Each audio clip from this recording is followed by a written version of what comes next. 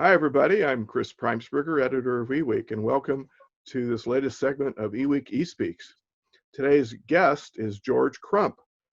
George is one of the more respected storage experts, analysts in the business, formerly of Storage Switzerland, and he's now CMO of StorONE. Welcome, George. Hey, Chris, thanks for having me. I'm looking forward to the conversation today. Yeah, this is great. And as a former storage reporter, before I became editor of eWEEK, I'm always interested in this topic. So we've got some news today about StorONE's new all-flash .next array, and that's loaded up with Intel's Optane chipset, which is really cool. Tell us about it. Yeah, let me do this, Chris. I'm gonna switch over and share my screen real quick. Yeah, go for it. All right, so our motto at StorONE, Chris, is always be a storage hero. And so we think this new announcement is going to really help us fulfill that mission. We're calling the new product all-flash Array.next. And as you sort of hinted, it is one of the first products in the enterprise to fully integrate and take full advantage of Intel's Optane technology. So just really quick on StorONE, we're a software-defined storage consolidation solution, but we think we're storage consolidation done right. We provide a very low dollar per IOPS. We provide great data protection. We simplify operations, and we support all the different use cases. That means all platforms, all protocols, and all performance needs. We're software only, again, so that's really what helps us to be very affordable in this space.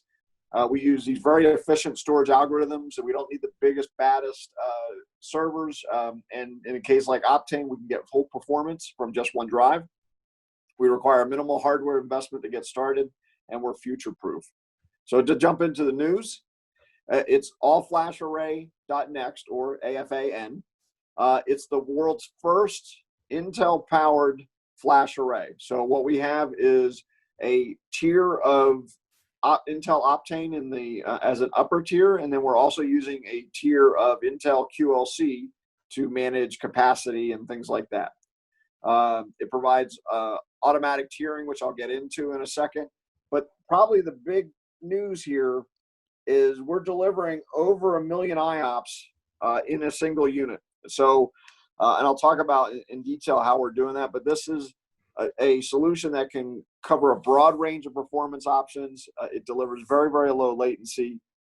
We have a complete feature set. And again, as I said before, we support all protocols. So that's Fiber Channel, iSCSI, NFS, SMB, and even S3 object. Choice is always good, isn't it, George? Exactly. By the way, I should mention that the server is also Intel. So this is really, from a hardware perspective, as much a total Intel solution as you can get, and it's just our software sort of powering it. So as I said, we're delivering 1 million IOPS, but the really important part was getting that from just 3 Optane drives. And that's really the kind of our secret sauce, is that we're able to get such high performance on a per drive level. Based on our testing, other vendors would require 12 Optane drives to deliver the performance that we're delivering in 3. And the problem, if that's true, is that the cost of Optane then makes that a very, very expensive solution. Because we can deliver it in 3 or 4 drives, we can put Optane in our systems and still keep the price point very, very affordable. As I said before, it's a complete enterprise feature set. You and I have talked about this before, but snapshots, replication, protection from media failure, all the things you expect in those products is there. And again, as I said earlier, all the use cases are covered. On file, we have NFS and SMB. On block, we have iSCSI, Fiber Channel, and object, we have S3. Excellent. The big thing, and this might take a few seconds to get everybody to understand, is we treat Optane as storage, not as a cache. And so when I say I'm going to treat it as storage, that means I'm going to let data reside on there as long as I possibly can until I run out of space, essentially.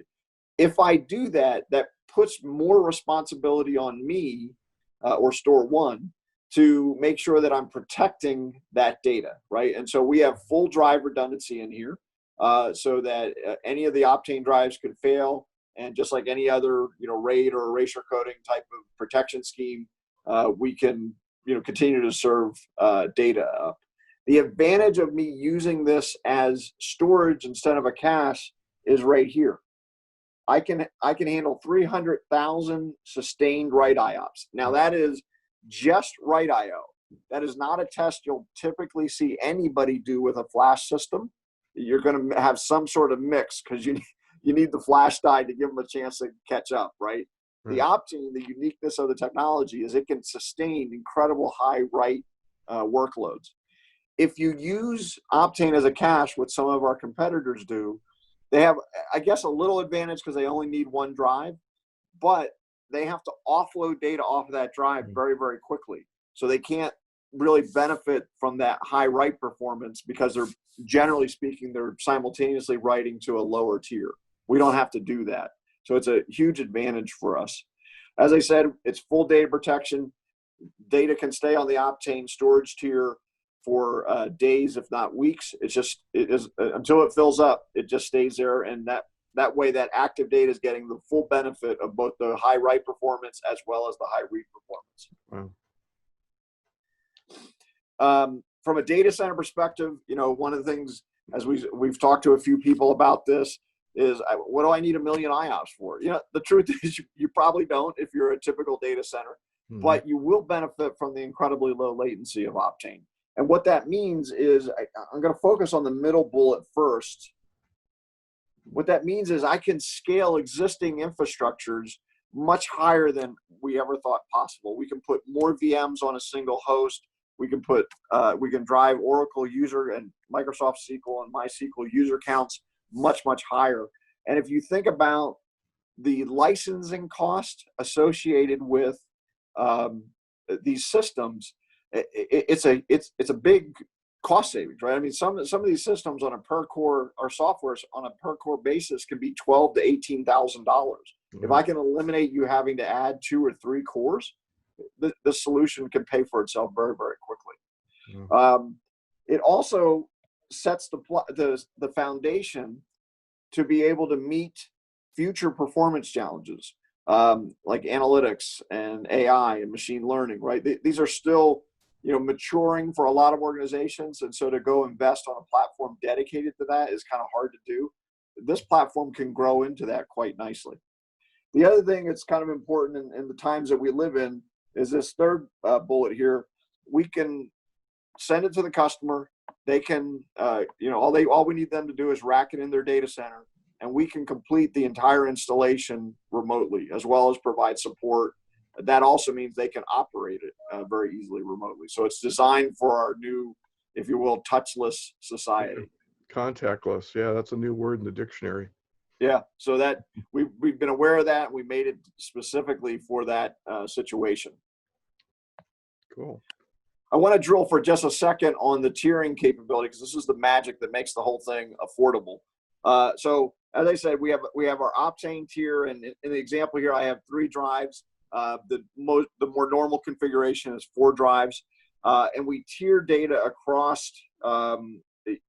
We fill up the Optane tier, we'll move it to the QLC tier. The way that looks is really what happens is I have a high and low watermark, and so as data comes in, I start to fill up that Optane tier. Now this is across all 3 drives, so I start to fill that tier up. When I hit this high watermark here, I take that whole chunk of data and I write it to the QLC tier. So the value is I am now writing the QLC in a nice large, at least in terms of flash die, sequential write, right? And interestingly enough, that by the QLC manufacturers, that is the best way to write the QLC, right? Because remember, this is essentially a consumer grade technology. Yeah. The second thing we do is, if I'm in most hybrid systems, which today are flash and hard disk drives, what happens is when you touch something that's old and made it to the second tier, your going to promote that up to the faster tier or the TLC tier or the flash tier. In our world, because QLC is really pretty good at read performance, and I almost always have more QLC drives than I will Optane drives, we actually do what we call a direct read. So like if this is my VMware or Oracle environment here,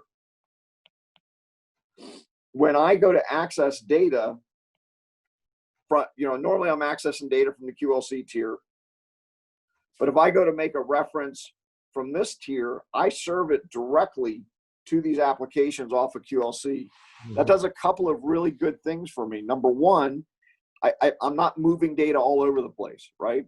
Number two, most of the accesses to these older tiers are essentially reference in nature, so that if I'm kind of checking an old file or checking an old section of the database or something like that, and so there's no need to have to go back through a promotion demotion process then. And then the final thing is, if you do change something with that old data, the only thing we rewrite to the upper tier is the net new changes. So essentially, I've turned that lower tier into what I'm going to use some poetic license, if you'll let me, Chris, and call it worm. So it's write once, read many at that point, which again is exactly what QLC wants to do. I will put an asterisk though, because it's not officially worm, because you can't erase it and things like that. But the amount of write activity that happens at that lower tier is very, very small. And what we're seeing so far in our testing is about a 10x improvement in the life of QLC versus other solutions. Wow. Okay.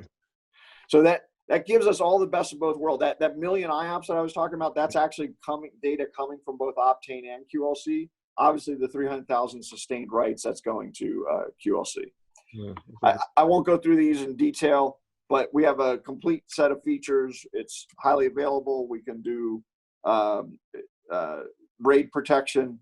We have unlimited snapshots. You can take literally millions of snapshots if you want to. You can take them every 3 minutes. Wow. And of course, we have replication for DR. I will key in on just two real quickly. The replication is very interesting because you might not want to buy 2 Optane arrays every time. You might want Optane in your primary site, but over here in your DR site, you could even use hard disk drives. Right now, I'll warn you, if you do have a failure and have to run out your DR site, your user might be really mad if you're running on hard disk drives. Yeah. But you could technically do it. What I typically recommend is, put a little bit of flash over here and make this a hybrid system. So in the case of a disaster, at least you have decent performance. Yeah, you got some speed. Yeah. Exactly. And then the other feature I want to key on is direct write. We've always had this capability. We never use a cache. All of our writes are direct to media, and all the performance numbers we state are with that, because we don't have the ability. We just don't cache. What's nice about that is when your customers' applications write data and we acknowledge the write, it literally is on media. With almost every other technology in the market, they're caching it somehow, and they're acknowledging something that actually hasn't happened. So it's the level of data integrity in our solution is very, very high. And of course, Optane, because of its high write performance, helps us all the more. Wow. Okay, impressive. Important numbers. I won't go through them all. Like I said, for most of your listeners, I think this latency is going to be really important. You can see here we have incredibly low latencies throughout the process. That was our testing environment. And then just some results. Now, all of this will be available on our True Price site that we spoke about the last time. As far as we know, we're the first vendor to put enterprise storage pricing and configuration tools available for everybody to see and use. You don't need to log in. You don't need to give us your email address. You just click through stuff and there you go. The site will be updated to also include the all-flash Array.next. And all you have to do is, configure it as you see fit. What I will tell you is that in most cases, the all-flash Array.next, even though it has Optane, will be less expensive than our competitors' all-flash array solutions. In fact, the only all-flash array solution that I've found yet that will beat it in price is StorONE's all-flash array solution. Not a coincidence there, by the way, but that's how that works. Wow. Okay. So that's the quick version. What do you think? Well, everything seems very transparent to me, which is the first thing. You got the numbers there, you got the performance, you got the, explanation of not using cache and why. I think that's important. There's a lot of choice here, which is always good. It seems pretty simple to use relatively. Is that true? Yeah, typically what we see is from the time the customer racks it in their data center, they're writing data to it within about 20 to 30 minutes. Well, that's about as simple as you're going to get. I don't think you can get any simpler than that. Yeah. So good. All right, George. Listen, thanks for this. When does this become available again? It'll be on June 23rd. Okay, so after that. Yeah. Very good.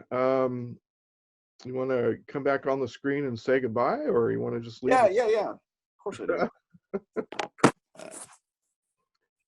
No, that's pretty good, and you got a lot of really good data there. I do appreciate the explanation and the walkthrough. Yeah, happy to do it. Like I said, we're very excited about it. It's a big announcement for us. We think it's just, if you think about it, the all-flash array itself hasn't really changed fundamentally since it first came out in the 2010 era. I don't know of a time in technology where we've been stuck with basically the same product for 10 years.